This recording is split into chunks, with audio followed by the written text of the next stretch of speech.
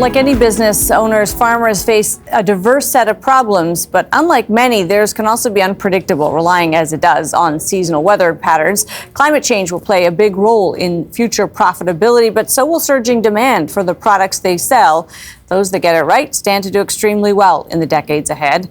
Tyler McCann is Managing Director at the Canadian Agri-Food Policy Institute. Tyler, thanks for being with us. Thanks for having me. So just let's start with whether we, when it comes to how we behave around this sector in Canada, do we take it seriously enough? Do we think of it like with industrial policy the way we do with other sectors? No, I don't think that we do, Amanda. I think if you look at, for example, the federal budget that's really put an emphasis around critical minerals and growing the sector, a lot of the language that's used to talk about critical minerals really does apply for agriculture too. Growing global demand, Canada's got the resources, we have the potential, but we don't see that same follow through in action, that same coordinated government approach the way that we're seeing in other sectors. And what would it look like if we did? What would we be doing differently if we treated agriculture the way we treat, say, critical minerals? So we do a better job with more strategic investments. I think we're seeing the tax credits, the federal spending coming together. I think we'd see better regulatory alignment. Canada's been pretty slow on a couple of different things lately, and we're now playing catch up to other global competitors. And I think we'd see more of a focus really around global leadership in a lot of files where we're not really embracing agriculture as much as we should. It has the potential to make Canada more of a geopolitical leader than it is today. Are we smart about the way we think about exporting versus our own food security? I mean, are we kind of thinking about this from a strategic point of view as well as simply one of economic wealth? So adding value in agriculture has been a challenge. We've had a hard time maintaining attraction, value-added investment in this country. We're seeing a really different context. I think we often talk about agriculture, but the value chains within it are pretty different. So we are seeing the potential for a lot of value-added investment in canola. Our canola exports may actually go down as value-added processing ramps up over the next couple of years. On the flip side, in pork production, for example, we're really struggling to maintain that domestic capacity at a time when demand for pork around the world's going up. So it can at times be a tale of two different cities. It really is a flip side. We're a major importer as much as we are a major exporter. We need trade in order to eat and enjoy all that we do. We also need it for exports to diversify our demand. Mm-hmm. But the more that we can process here, clearly the better it is for the country. And of course, that is a complaint we could think about with in almost every kind of resource-based industry, right? We ship out raw materials and let other people do the high margin business of processing it. Processing is a huge industry here. Are you saying that that's where the growth opportunity could lie? That's part of it, but you know what? We need people that can work in our processing plants. We have huge labor issues across agriculture, from the farm gate into processors and retailers.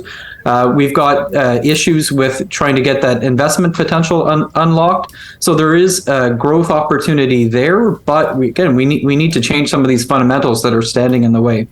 Tyler, so good to have you for this. Appreciate your time today. Thank you. Tyler McCann is Managing Director at the Canadian Agri-Food Policy Institute. Well, with 10% of Canada's farmers set to retire over the next decade, some of those labor issues we're talking about will only get worse. Immigration may be part of the answer, so might more efficiency, meaning less labor is required. Mohamed Yaghi is the Agriculture and Climate Policy Lead in the Economics and Thought Leadership Group of the Royal Bank of Canada. Thanks for being with us.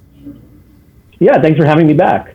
So we do have this demographics issue, and this is not a new thing, right? The family farm has grappled this for as long as people were, figuring out which of their children might be interested in farming. What's different about it today, Mohamed? Yeah, absolutely. In our report, Farmers Wanted, that we recently published, in a collaboration with BCG Center for Canada's Future and the Errol Food Institute at the University of Guelph, we found that 66% of producers across the country currently have no succession plans. And while the rates of that have minimized over the last few years, this is definitely a concern when we're talking about food insecurity. We need to ensure that productivity continues to go up, and with the shrinking acreage of land being used for food production, that is definitely a concern. How much will immigration solve this? This is one of the express categories recently announced by the government. We know that agriculture, agri-food will be a place that they'll be looking to fill with immigration. Is that the solution to this issue? So there are two ways that immigration can help at the moment. Firstly, when we're looking at the average age of a farmer, the producer is around 56 years old, which is an increase from 50 in 2001.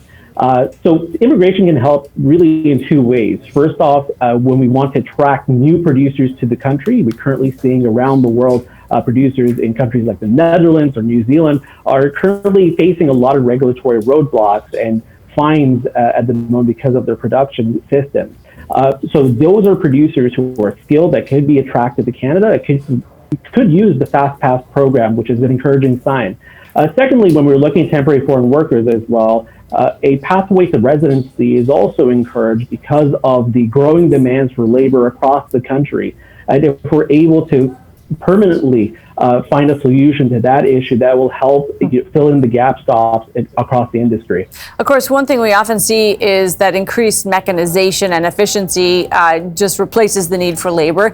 How much room is that for this in this business, and how much of it is just going to be labor intensive? I know that'll vary by the individual type of agriculture we're talking about, but is that one of the options? We just get more mechanized and more efficient that way?